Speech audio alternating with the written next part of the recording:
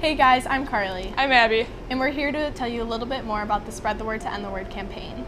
The campaign is part of a national effort to stop the use of the word retarded as a derogatory term or insult in our society. This word has become a regular part of people's vocabulary, but they don't always realize the harmful effects it has on others. This word was originally a medical term used to describe individuals with intellectual and developmental disabilities. It has now become a put-down used from one friend to another. Take a second, imagine how you would feel if you had a friend, sibling, or loved one with a disability and you overheard their diagnosis being carelessly thrown around as an insult.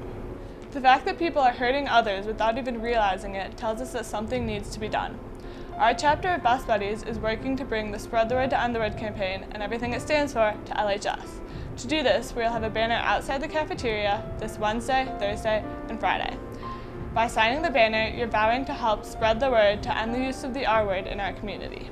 We will also have pledges outside the cafeteria. By signing this pledge and hanging it on your locker, you are vowing to eliminate the use of the R word from your vocabulary. It's a simple thing to ask for, but if everyone joins in, it will make a huge difference in helping to end the word. Make sure to stop by the cafeteria this week during your lunch period to join the campaign. We hope to see you all there.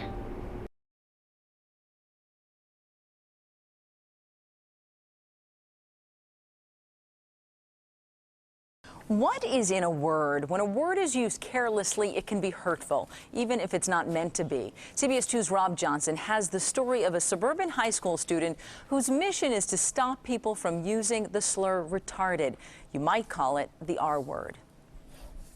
Did you about what the course was? Soren Palumbo of Palatine may look like any other Fremd high school student, but he's not. 2 months ago, at the school's Writers' Week event, this 18-year-old senior gave the speech of a lifetime. In such an era of political correctness, why is it that retard is still okay? Why do we allow it? Why don't we stop? Soren eloquently argued against the use of the words retard and retarded, used disrespectfully by students and adults everywhere, but highly offensive to those with loved ones with disabilities, like Soren. I'm a senior. These people need to hear it. No one else is going to tell them.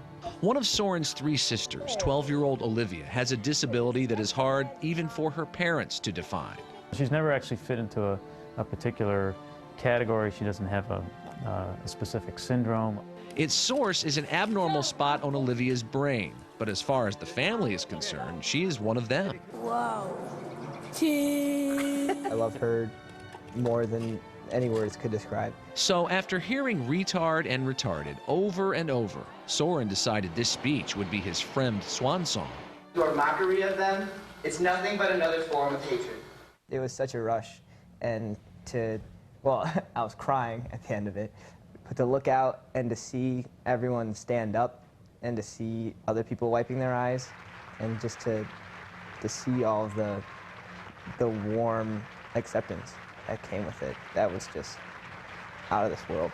Because I could not stop for death, you guys. Months later, the speech is still having an impact. I'm so proud, and it's always a reminder of what teachers can learn from their students.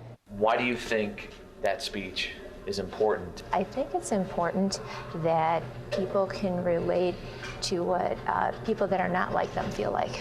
There's no question that Soren's powerful speech resonated with the adults here at Fremd High School, but how did it play with his classmates? Everyone's talking about it. I think it'll be talked about forever in this school.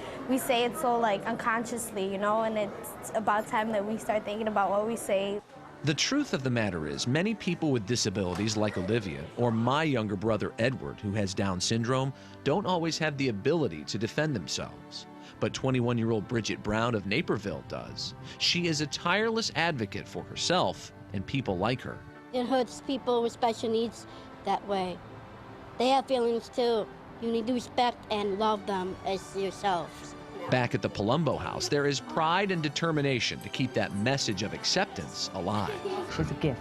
He's sensitive, he loves his sister, he's protective of her, and it's been a good thing. Well, for me, the most memorable part of it is the end.